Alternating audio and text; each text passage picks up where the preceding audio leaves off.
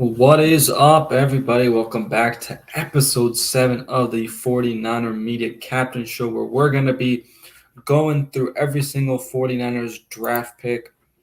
We were going to be going over the undrafted players, but it hasn't been confirmed by the Niners. It hasn't been official yet, so we're probably going to wait on that and talk about that next week. But how we doing, Jason? Good, man. How you doing? How was your final today? Well, actually, a little bit under the weather, but other than that, Still worn out from the weekend? it's just like, I don't know. I woke up this morning and like, a little bit of a runny nose, but hopefully it doesn't get too bad. Yeah, but I thought it was a great draft. It's good having you with us, for the entire weekend and everything with that. But yeah, I'm excited for this draft class. I know there's definitely some controversy over parts of it, but overall, I thought it did a great job. Yeah, I mean, I've also seen analysts, for the most part, give them like a B plus. I've seen couple C's, but I feel like a lot of times I've always seen these analysts like absolutely just hate on their draft picks in the past few years, where I'm just seeing D, C's. Like, yeah, again, majority of them I've kind of seen B's, which is nice. Yeah, I mean, and let's be honest, most of it's because of one particular pick, and that would be the first pick was Ricky Pearsall. You think with that, I think the rest of this draft is, for the most part, filling needs, getting stuff that we need, but that's the only quote-unquote controversial one. Mm-hmm. Yeah, so this is the first week we don't actually have news that we have to talk about, and we're able to just jump right into the draft class and spend maybe a little bit more time on them. So let's see. Yeah, it's kind of weird. No more rumors or anything. In the chat, yep. No more mock drafts. Tune in next year. I don't even know if I will do mock drafts anymore because I just realized that we totally don't know information obviously that the teams know, and it's like we're usually wrong. So but to me, that's part of the fun. I think I'm always going to do mock drafts. I'm fascinated by them.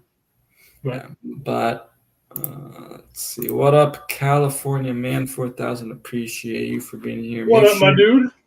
Make sure if you guys are watching over on my channel, you go over to Niner Faithful, their channel, so that we can, be cool and open up 2 tabs. Yeah. One for each channel. And the Fifth Radio and my channel, basically. But let's get into the pick. So in pick number 1 in round 1, pick 31, was wide receiver Ricky Pearsall out of Florida. What are your thoughts?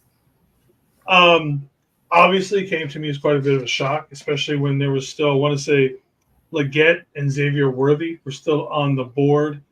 I don't dislike the pick. Don't get me anything wrong with that. I like the player. If you watched him in college, he's pretty damn explosive. He catches anything and everything that he can get his hands onto.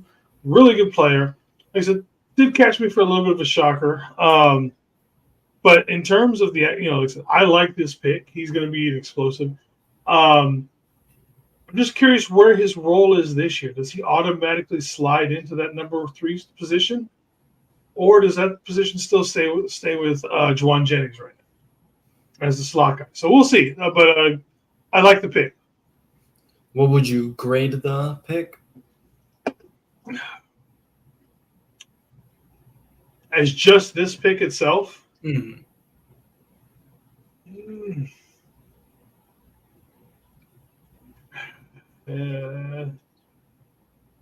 C plus? Okay. And that's nothing against. I just think that with his value, was he really the number 1 ranked player on their board for them? Honestly, because he was the 89th ranked player or something like that. But I'm not so. And like I said, I don't want it to come off as I'm criticizing them picking him. It's just that, and I know we'll never find out. I'd like to hear the thought process of why we didn't get, something that what we all assumed was a bigger need and, something, shoring up the offensive lineman. There were still some good offensive linemen on the board at that point. Stuff like that. So I'm gonna say C plus, B minus, and I do like the pick. Okay, yeah. I'm just kind of looking at the rankings. So ESPN, they had him as the ninth ranked wide receiver in the draft, and he was overall ranked 35. So I mean, it actually wasn't that big of a reach if you think about it, because the Niners were I at swear 31. PFF had him a lot lower. I could be wrong, but Yeah. But I actually, this pick definitely came as a shocker. Now, I was one of those guys that's like, there's no way they're drafting a wide receiver. I know Matt Mayako had reported that they could be drafting a wide receiver, and I was like, there's no way that they draft a wide receiver. They've got to go offensive line, or knowing them, they might go defensive tackle or edge, and yeah, this came at a surprise. But this guy's a workhorse.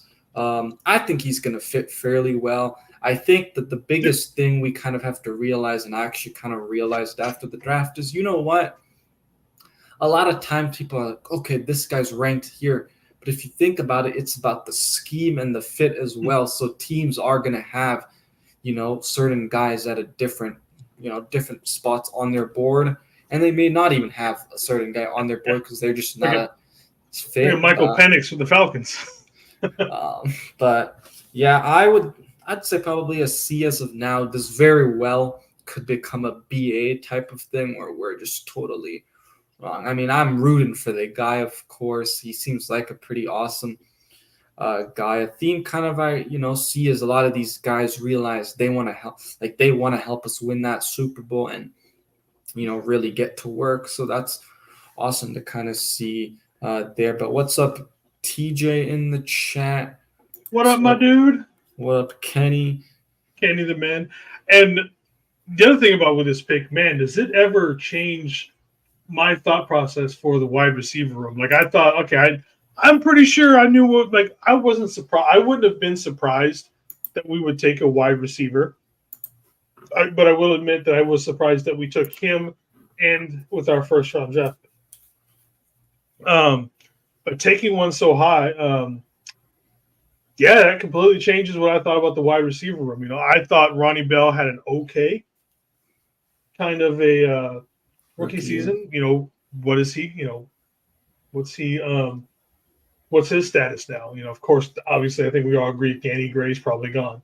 Mm-hmm. What are we going to do with someone like Trent Taylor that we just signed, Conley, Tay Martin, all those guys? It completely changes all of it. Mm-hmm.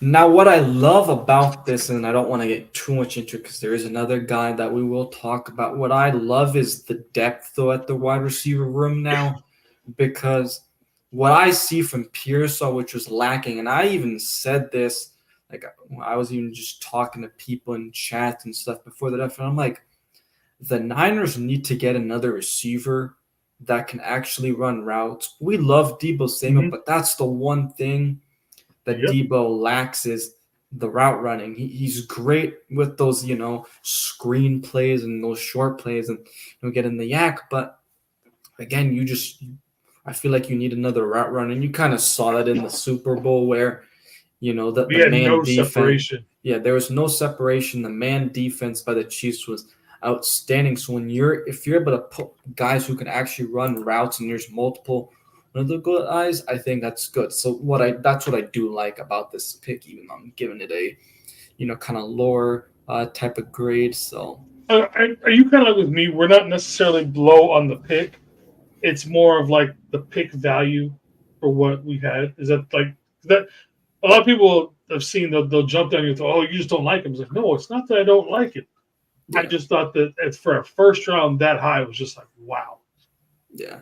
I mean, if you think about it, also they probably they probably fielded some offers to even trade down a little bit, but they didn't want to do that. And they probably knew, okay, a team like Washington, Adam Peters might end up snagging him. And we all know it hurt them in the draft later because they looked like they wanted to get Roger Rosengarten from Washington, but he got swooped up.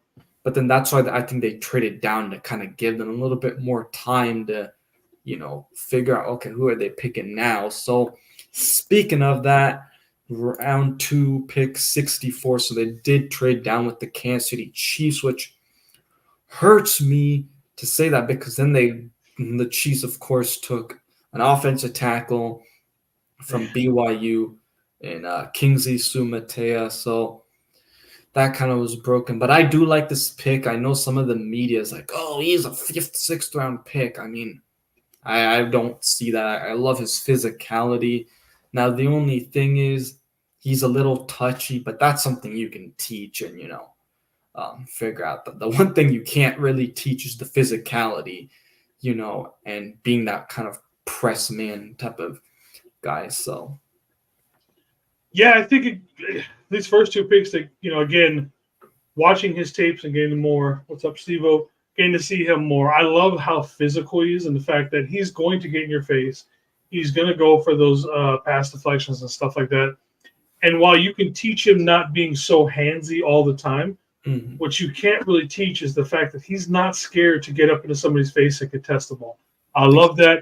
It's one of the things I actually loved about Demo when he first came out, was the fact that, again, he had to be taught to dial it back just enough to where, you're not causing constant penalties and everything. So obviously we've got the coaches that can teach them, just dial it back just a little bit to where you're still that physical cover guy, but you're not, giving up all those penalties.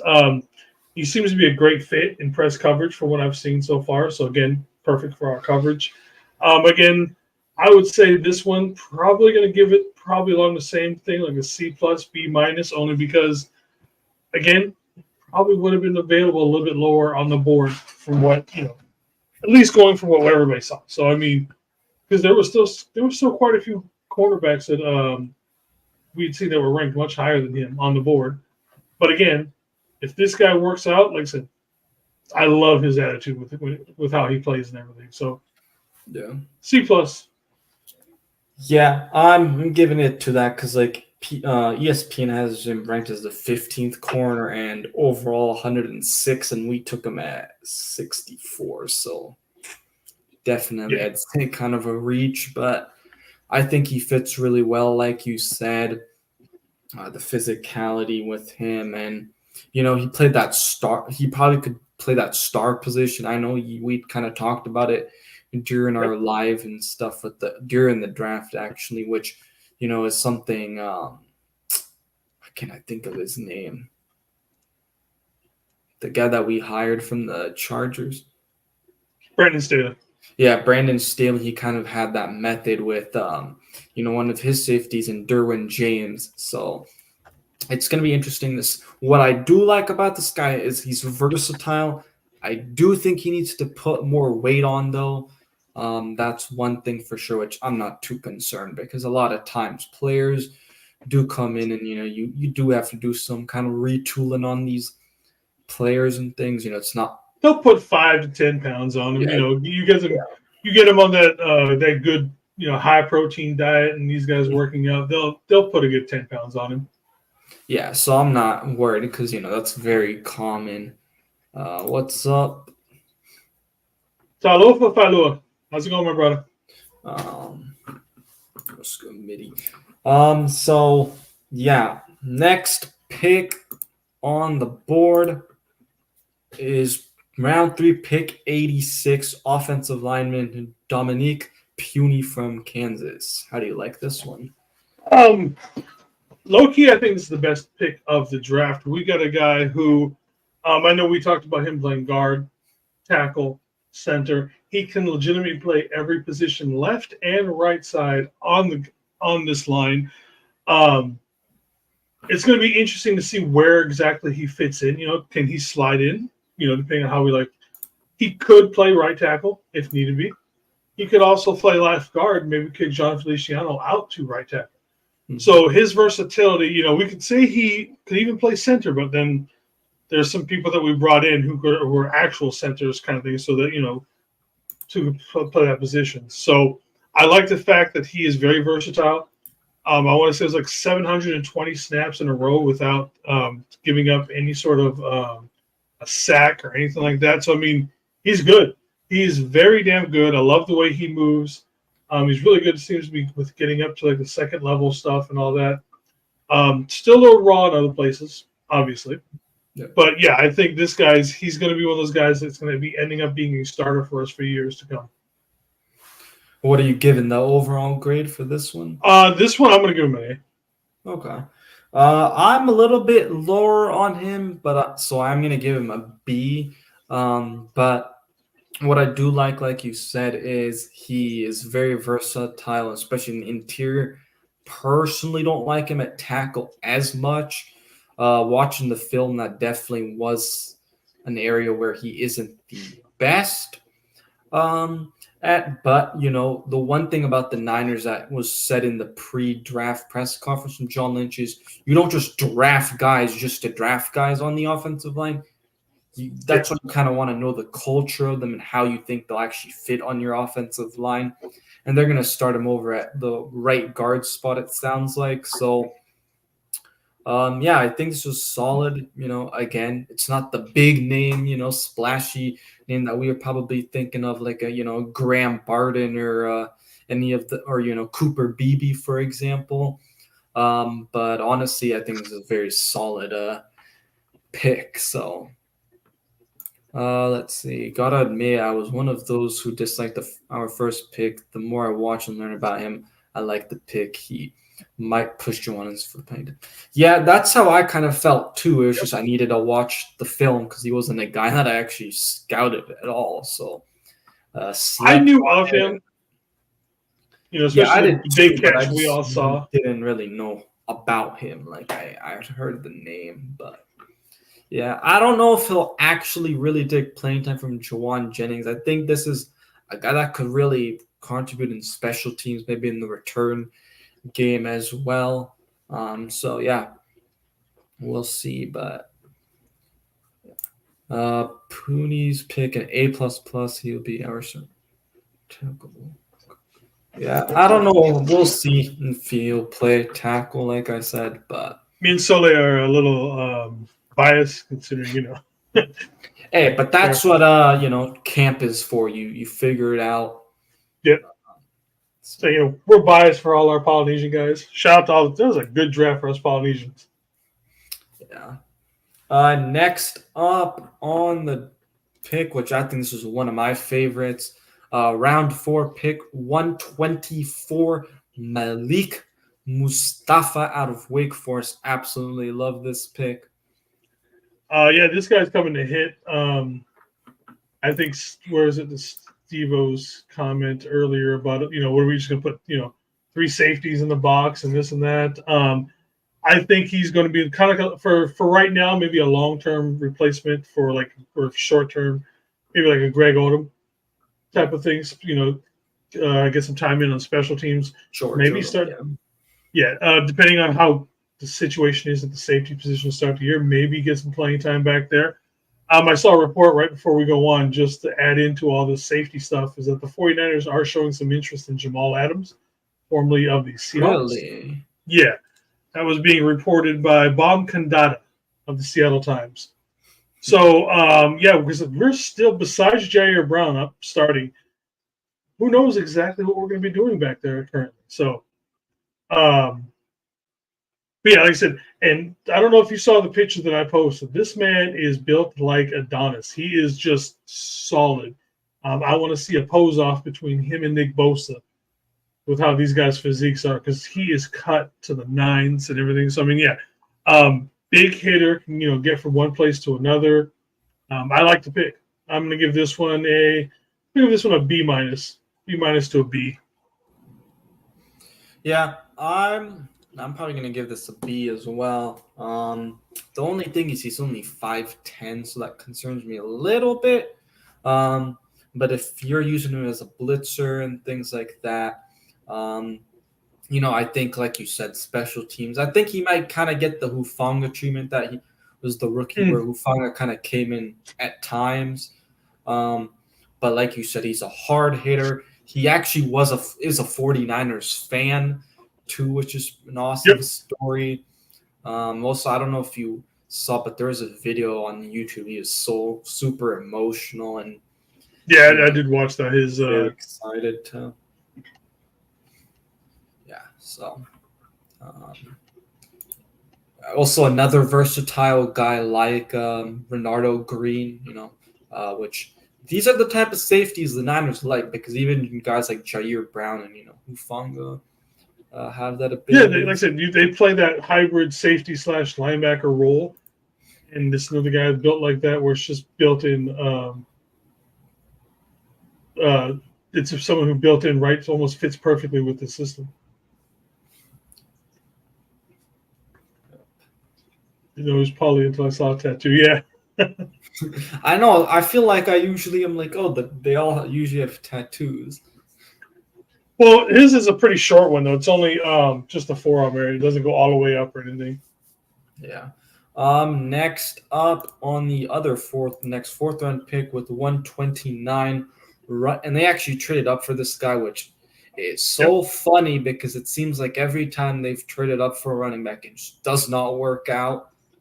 Trey Sermon. I don't remember if they traded up for TDP or not, but I feel like they did. I want to say that they did. yeah, I kind of feel like they did, but Isaiah Guerrero, honestly, I was pretty high on this pick when I first saw it, but then I went back and kind of watched the film. He does, I like his speed and all, but he is a little bit slow to cut through the holes at times. So I'm gonna give this probably like a B minus C plus.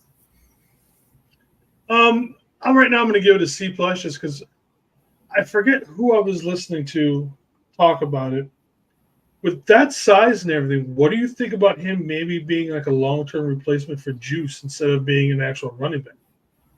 And I think he actually fits that role. Seeing, because I'd seen something about that speed side where he hit that 40, but it's almost like someone who trained so much for that one specific thing to knock it, to get up better.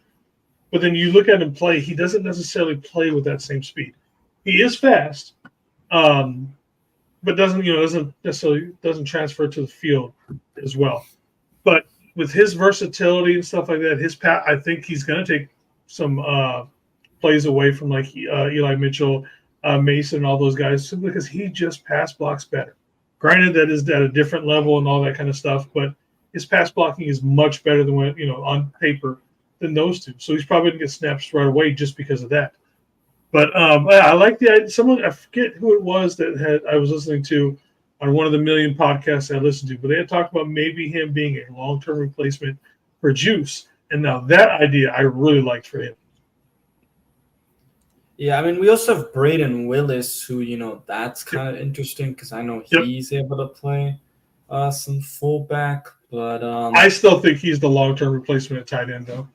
Yeah. I'm just going to come out on a limb here and say this might be kind of surprising to you guys, and I'm probably going to get a lot of hate for it, but I think Mr. Cody Schrader, the undrafted free agent, as long as he's able to block, makes it over Jordan Mason.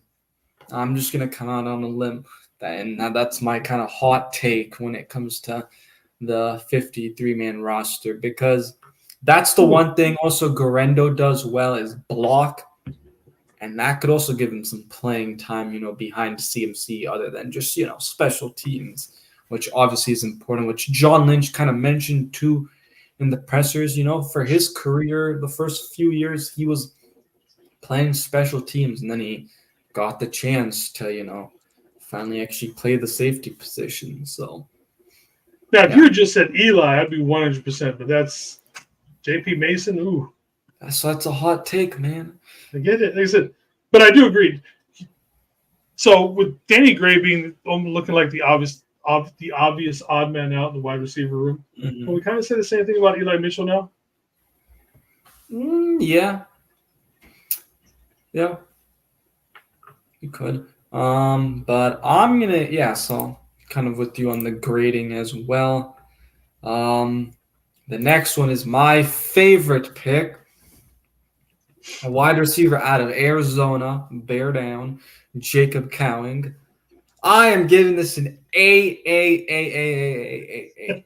all over it. Oh, if you guys could have seen his reaction live. In fact, I want to see if it's up on here. He was he went right where you kind of expected him to go. He was a 4th round pick, and kind of the reason for that is he is undersized, but that undersized, like him being undersized, especially at Arizona, like he didn't have an issue with that.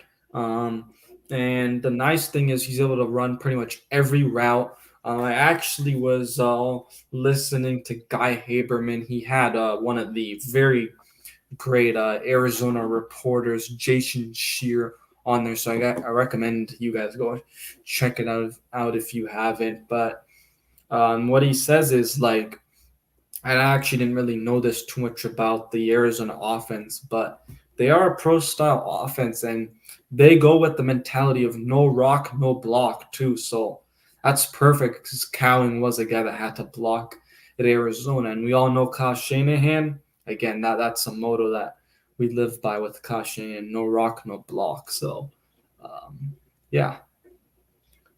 All right, so I want y'all to see this reaction from Anshul that he had during our draft watch. So here we go. I will also be posting it, but yeah. Yep. Here it is. Let me just get rid of our banner real quick. It kind of fits up. It kind of fits perfectly. You got TJ one side and you on the other side. Oh, okay. We're getting some booze Turn your speakers down, everybody. Just for the faithful. Yeah, turn the speakers down because there's some warning. it gets a little loud in here for a second. The pick is in for the Empire. Let's go! Oh, Mark. Let's fucking go! Who is it? Hold on, I'm excited. And big shout out to Mark for doing the draft pick. Hey, hold on. I gotta turn the volume up and hear my homie. Let's fucking go, baby. So as you can see, your boy was pretty. Your boy over there, Anshul, was pretty excited when he got that pick in. It was funny because I saw the pick on my phone before it got on there. That's what I wrote that "oh snap" part on there. So I was like, "Oh, let's see what's gonna happen here," because I was expecting that big old excitement, and you brought it on that one. You know what's so funny? I've kept going back and watching it, but I was going over like the best available with TJ, and I'm like, you know how I was saying I could see us drafting another receiver, and that ended up happening, and I was like, number 6 on the ESPN is Jacob Cowing, and then literally we ended up drafting Jacob Cowing. Yeah. But what are your thoughts about this one? This one, I will say that drafting another wide receiver was quite a shock to me. I was like, wow.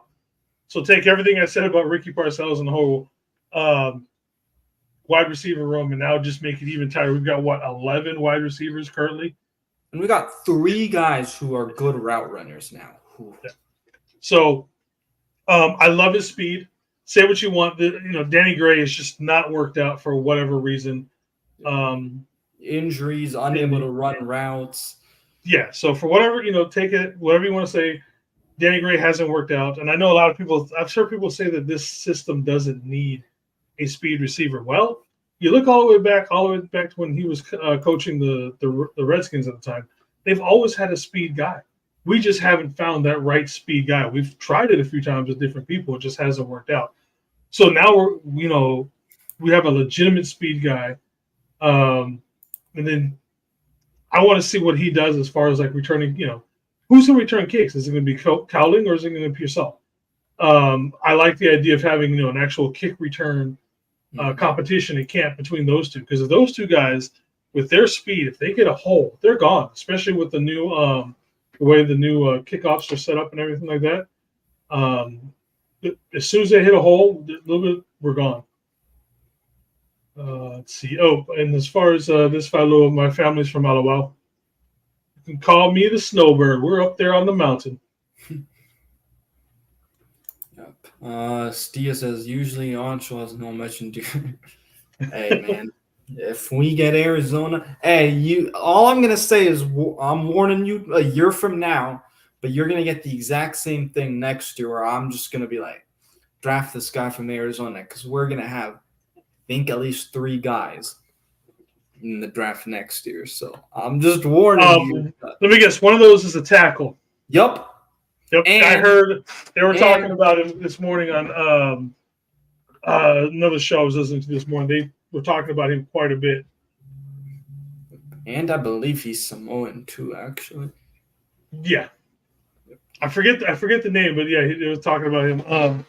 Also, for those of you guys who don't know, I was not part of the broadcast at that time. I was doing stuff around my house. It was just TJ and Anshel, as you can see in the video. I had my speakers on, and my cat just came flying out of the room at about 100 miles an hour because I had my speakers cranked a little bit because I was around the corner in the bathroom, cleaning my bathroom and everything, and just like I said, it's next door over, so it's just so I have a car. Oh man. Yeah, and when I post that, I'm probably gonna have to put a little bit of a warning that. Oh yeah, turn the speakers down. What up, Crazy? How you doing, my brother? What up, Crazy Juice? Appreciate everyone in here, by the way. Make sure you smash that Indeed. like and subscribe button. Alrighty, next pick. This one I'm not as big of a fan on. Probably the next two, to be honest. But round 6, pick 215, Jarrett Kingston from USC. This one, it sounds kind of like I'm saying it over and over. Just finally got some more help at guard. We definitely need some line depth, obviously.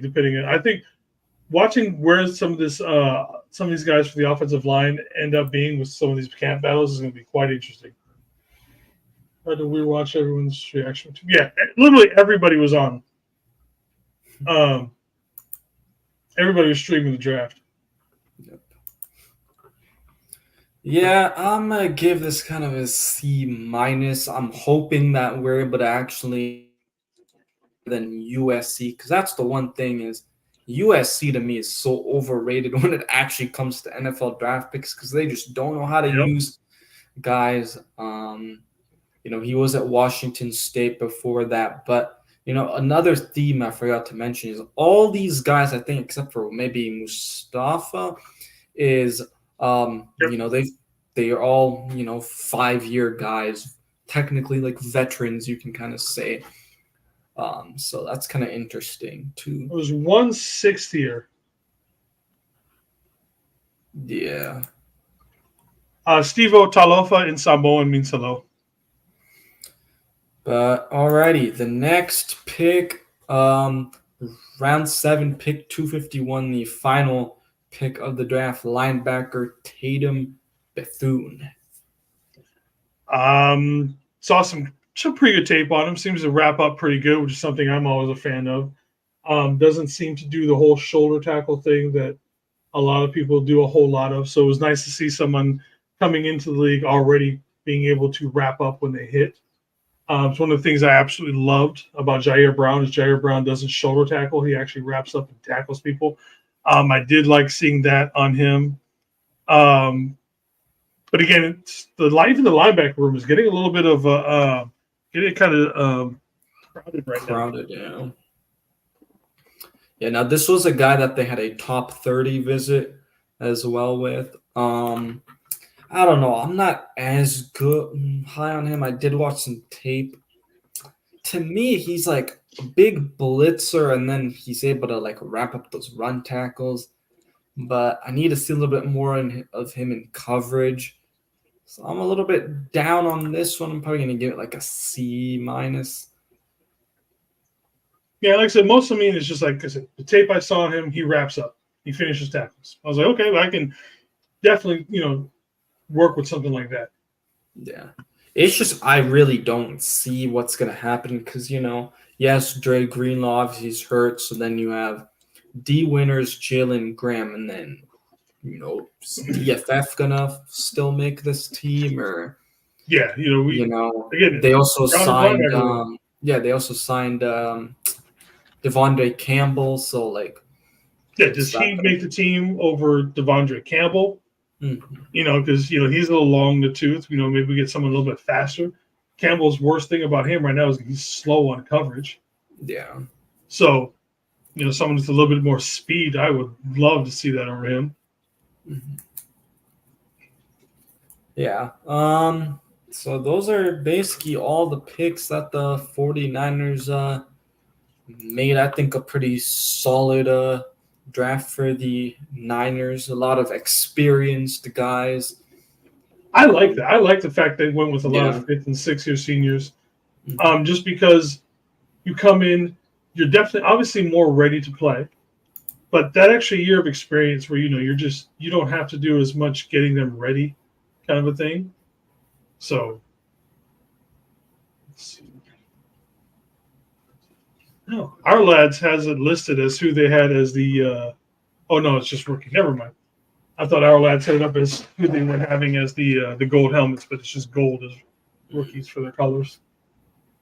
Yeah, now this one was definitely not a reach because they had him as the 15th best linebacker and overall 199. So it's actually was still good value. But yeah, I think this training camp is gonna be one heck of a story this year. I'm hoping I can at least go to a few of them because man, oh man, it's gonna be fun to watch the linebacking core, the running back core, the wide receiver core. It's about to be. There's just so much right now. One, two. So at least for our lads, and take this with the guy. They went ahead and slid in Pooney as the starting right tackle and dropped Feliciano as Is the this back. on ESPN or? No, our lads. Oh, okay. They keep mostly their site is keeping up to date moments for positions. Interesting. Check It's one I've used for years to keep up to date on how the rosters looks and everything like that. Okay.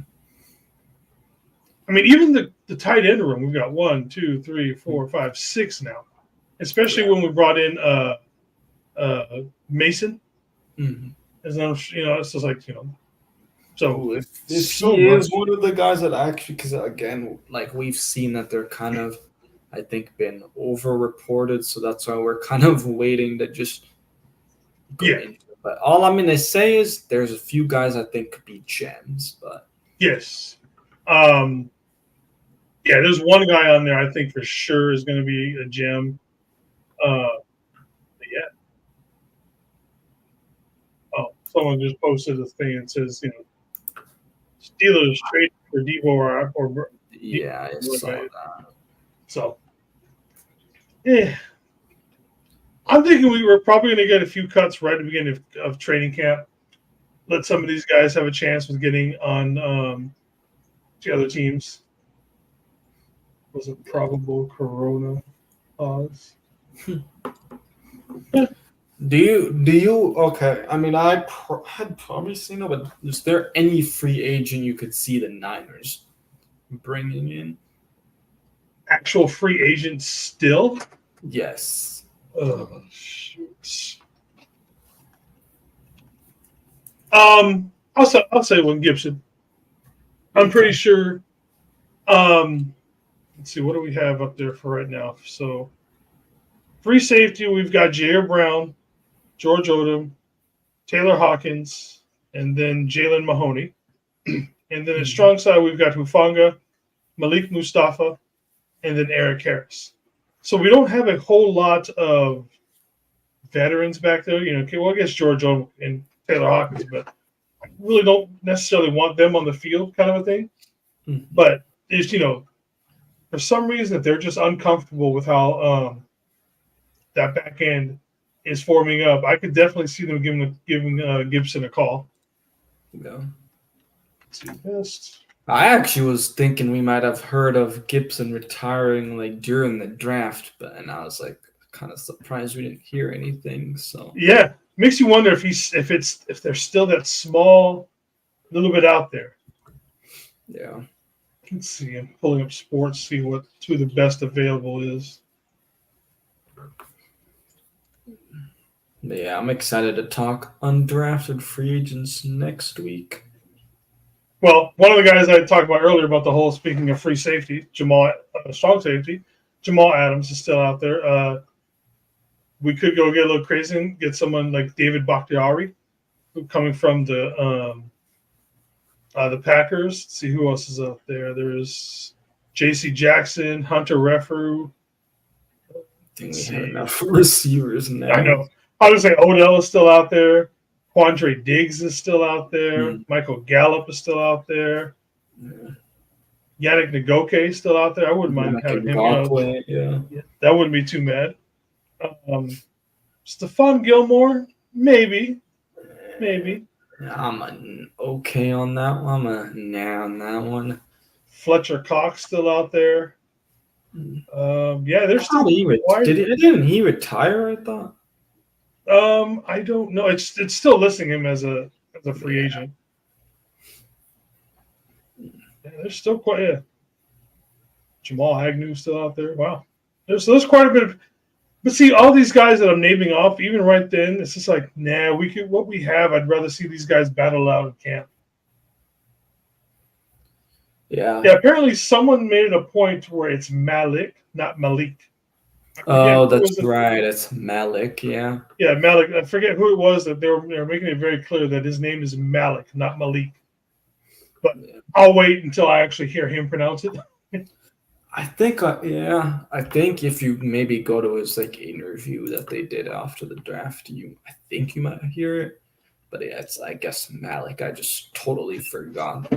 Oh, yeah. I guess we kind of showed the video, but yeah, I forgot to pull this up when we were talking about Cowling, but it was a great moment. Probably the highlight of the weekend. The only highlight would have been better is if we had picked Jordan Mason at 31. That would have been the only one I could see you getting even more excited for. Oh, you mean Jordan Morgan? Or Jordan Morgan, I'm sorry. Yeah. I would have been excited if we drafted any of the Arizona guys. True. Yeah. Stop, Kenny. Stop. No. Look, I support my boy Cap, but that ship has sailed for about 3 years now. Yeah, no. Dude, he's not. It's so dumb that there's always been rumors about him coming back to the NFL. It's not gonna happen. It's 3-5 years too late. If it was gonna happen, it would have happened already. It's not going to. Exactly. We could argue whether or not, the time or him coming back in the league was deserved or any of that kind of stuff like that. Mm-hmm. We could argue that till the season starts. Yeah. But back Tavi. Overall, what I'd say is I'm happy with this draft. We barely drafted defense. We didn't end up having to draft another defensive lineman. I expected at least one somewhere. Yeah, but I'm okay that they didn't. So that means right now your starting defensive tackles are going to be Malik Collins and Javon Hargrave. Yep. And then on the outside, you got Nick Bosa and Leonard Floyd, which, to be honest with you, I'm not against that as a starting four. Oh, I like that. And then depth as you have Kevin Givens, Kalia Davis as your defensive tackles. Jordan Elliott. Oh, yeah, Jordan Elliott. And then you have Yatir Matos. Yeah, Yatir Gross-Matos is edge/defensive tackle. Yep. And then you have Drake Jackson. I was going to say there's still some guy named Drake Jackson that, And then who out there that does. Didn't we sign? No, okay, we signed two. T.Y. McGill's still there. Kalia Davis, Robert Beal. Oh, yeah, Alex Robert Barrett, Spencer Waige, Ernest Brown, Raymond Johnson, Evan Anderson. Practice squad, 90-man roster people. So. I mean, so that front four, actually, when you think about it, that's not a bad front four. Yeah. Nick Bosa, Malik Collins, Javon Hargrave, Leonard Floyd. We've had worse. Yeah. We have definitely had worse. I am so confused what you guys are talking about over there, Ken. I've completely. He went Superman with Neo before Zod, and and all of a sudden it's Kaepernick settlement. I'm like, what's going on? I'm just totally lost. Sometimes these people that are a little too old, man, they just come out with these phrases, and I'm just like, I have no idea what you're talking. Hey, I get Neil before Zod. That's Superman phrase. I get that one. Depending on how old you are, depends on which version of Zod that you get. Yeah. But anything else? No, I think that's about it because we wanted to save the ooftas for when everything gets Yeah, confirmed. because I just don't want to like talk about it and then be like, oh, well, this guy actually didn't. Yeah. They have been bringing in a lot of guys to like invites and stuff. Though. Yes, there's been quite a guys. And speaking of things that being wrong, I guess the 49ers on purpose leaked out that they were going to take Cooper Beebe and Ricky Parcell. Because before I saw the Ricky Parcell stuff, I saw a ton of people tweeting out that not Cooper Beebe, Cooper DeJean, that the pick was Cooper DeJean. And then all of a sudden, about a minute and a half said, nope, we're wrong. It's not him. So interesting that they're still looking for those leaks inside the organization. It feels apparently some people think it's like Mike Silver. Mike Silver. No, it's what's his name? Kyle's friend that's on CBS. Chris Sims. Yeah. I don't know who Cooper is for you. Cooper DeJean or Cooper Beebe? I've seen people call him Cooper DeJean, and I just cringe every time. I'm like, it literally says it in his name. It's DeJean.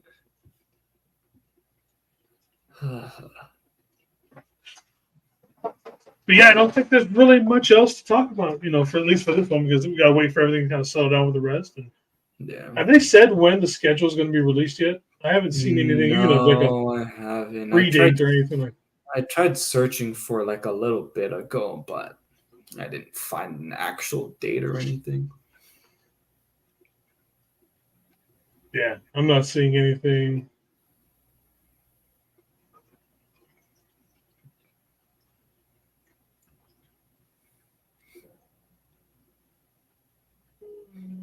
Yeah, no, nothing out there. Yep. How would you feel about Jamal Adams, though? I don't like him. Yeah. I don't think personally, I don't think he fit the culture in this team. I've never liked him. I've always thought he is more mouth than player. Mm-hmm. And seeing coverage skills just suck too. That too. He's completely a box safety. There's no coverage in his game. Mr. What we all call him, Mr. Blitz Boy. Yeah. And then after seeing him, because obviously I saw a lot of him up here in Seattle, and seeing how just too much talk. He does too much talk, doesn't back it up on the field enough, kind of a thing. And then he's always hurt. And yep, that's the other part as we bring up. He's constantly hurt at this point in his career. So I'm like, we need someone that's not hurt because we need depth. And with Hufanga coming off the give me old Deshaun Gibson back. Yeah. As old as he was old, reliable. Like, he slowed down, you could tell, but I'd still take him, over Jamal Adams any day of the week. Yeah, not even, there wouldn't be a hesitation. Do you? Yes. I wouldn't even let him finish quick. Do you want? Yes. Yep. Let's see. Oh, interesting. Raiders just signed Michael Gallup.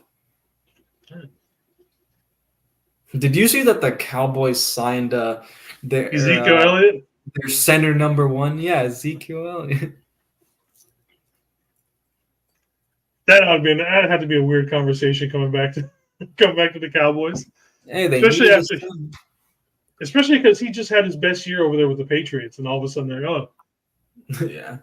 See, that's gonna feel like Thanos. All the things you've done. Where does that bring? I know they had that tiny guy from Kansas that they did to Deuce Vaughn and stuff, but I really thought they were going to draft a running back, and that was like kind of shocking.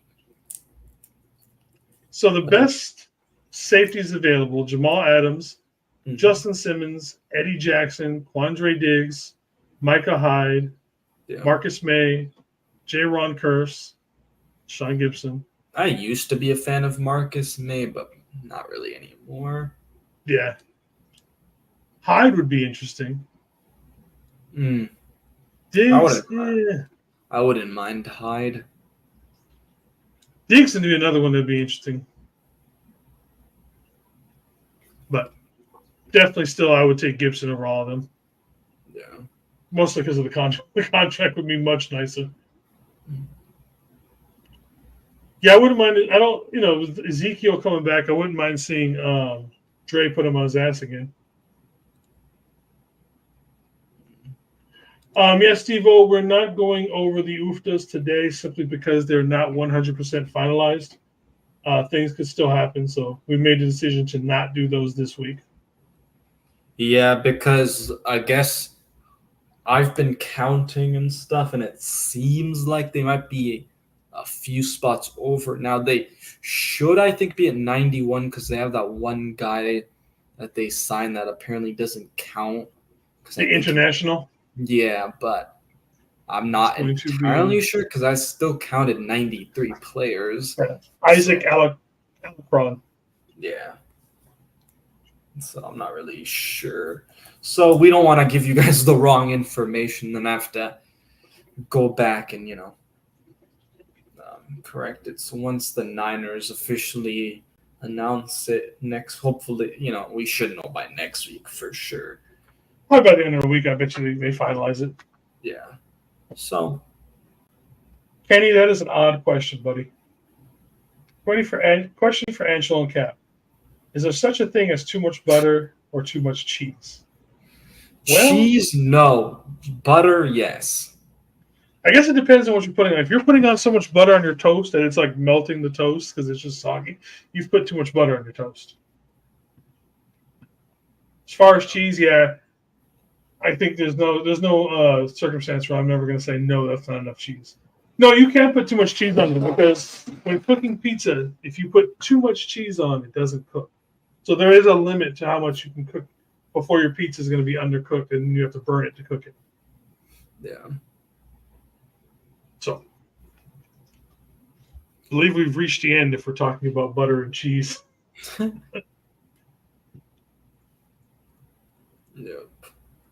But alrighty, I don't want to just try to have filler and make this a little bit longer, so I think we'll just get out before it completely takes a nosedive. Appreciate everybody for tuning on in today. Make sure if you haven't hit that red subscribe button on both channels, like, subscribe, turn those notification bells on. Indeed. Thank you, everybody. Bye for Thai. Yes, one love. thank you, everybody. Peace.